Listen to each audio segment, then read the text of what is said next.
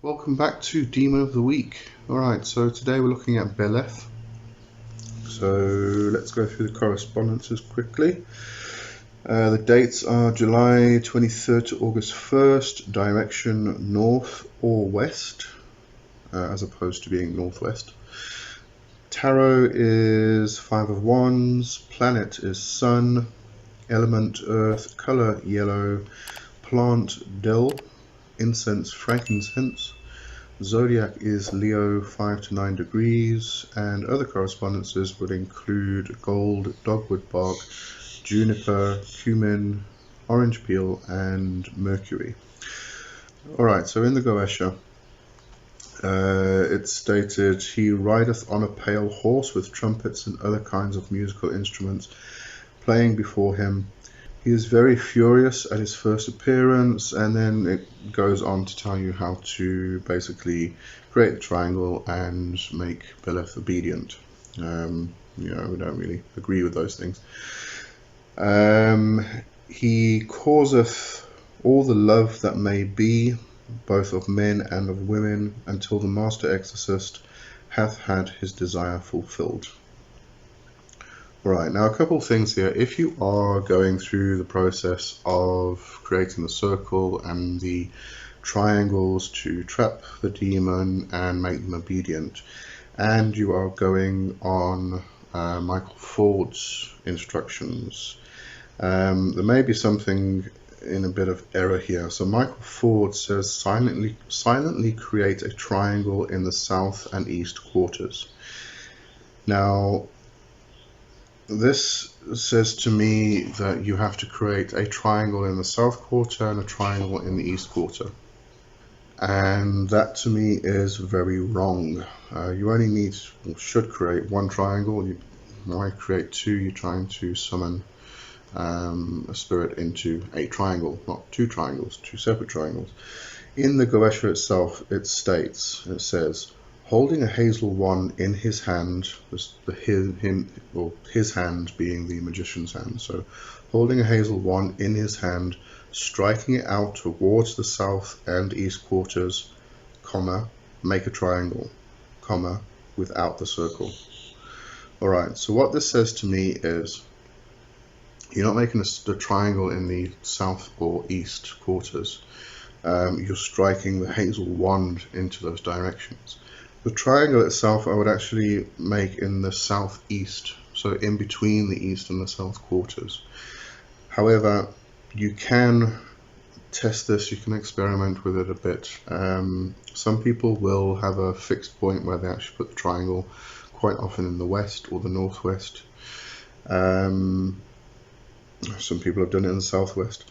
Now his directions are north and or west, so what you can do is try the triangle in one of those directions or in the northwest, or again try in the southeast direction. But the thing is, in the Ars Goetia, it talks about hazel wand in his hand, striking it out towards south and east quadrants. Make a triangle without the circle. Right, so they seem to be separate. In my context, in my understanding, and when it says without the circle, it doesn't mean don't do the circle, it means outside the circle. Alright, so if you are going that direction, just bear that in mind. Ford probably got it wrong. That's Ford after all. Alright, so let's continue. So Beleth is mostly sought after as a lust demon, because he causeth all love that may be. Now, there's some context that's required here, and I think Connolly actually puts it very well. In Connolly's Goetia, she says, while Beleth can be invoked as a lust demon, his purpose is better suited to actual work where you are seeking a soulmate or long-term companion of stable relationship. He can also give counsel in matters of the heart and help bring rational thinking to highly emotional matters regarding loved ones. Seek Beleth after death of a loved one to find stability and comfort. And I think that's very, very important. He can come along, he can be used as a lust demon, but I think that is probably a better place, a better purpose for Beleth is that long-term relationship. Jehannam also states that, let me just check here, cause anyone to love another and reconcile lovers. The type of love is all-consuming, intense and ravenous passion, but will bring long-term oriented love. So, you've got that all-consuming love, but it is more of a long-term relationship thing. It's not your, call a lust demon just to get a one-night stand type of thing. All right. So it's to call a demon, a lust demon, in order to create a very intense, passionate, ravenous love, which is long-term. Okay.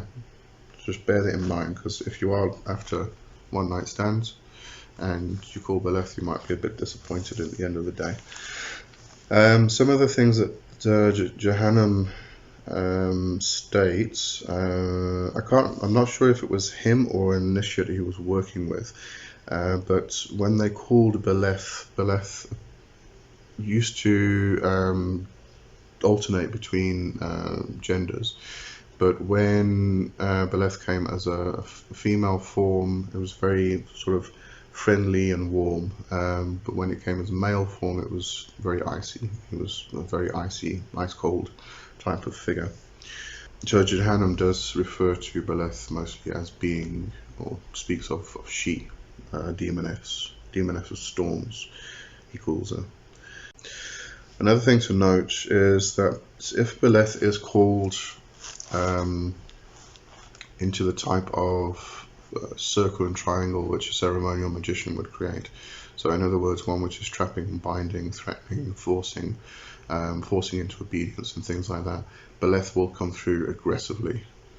Beleth does not appreciate that, does not like that, and will be aggressive. So anybody who's reported Beleth as being aggressive probably called Beleth into a circle or into a triangle which was trapping them and forcing Beleth into obedience. So just bear that in mind.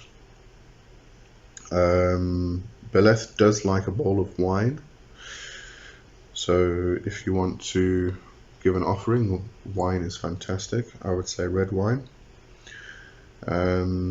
And a few other things that Jehannam noted: helps with witch transform, which is alchemy and shapeshifting, subjects her target to deception and destruction, removes self-doubt, paranoia and insecurity from the witch, imparts the power to see the future, helps witch control the astral body. But mostly Beleth is, as I said, used as a lust demon. But again, not that, when we think of lust, it's like this intense passion, this intense sexual drive that all of a sudden comes up but then fades away. So quite often lust is directed towards one night stands and just very brief, quick encounters and things like that. But lust can be a long-term thing, but it's something you need to be careful with, because lust can drain your energy. Lust leads to sex, and sex leads to ejaculation, and the releasing of seed leads to draining of energy. And if you're doing that over and over again without allowing your body to actually rejuvenate, you could end up being quite drained physically and energetically and spiritually. So, before you go throwing yourself into these types of things, just consider all of the angles, the possible angles, and so you don't get yourself into trouble. Okay, so that's it for this week, and I'll see you next week with another Demon of the Week. Have a good one. Cheers for now. Bye bye.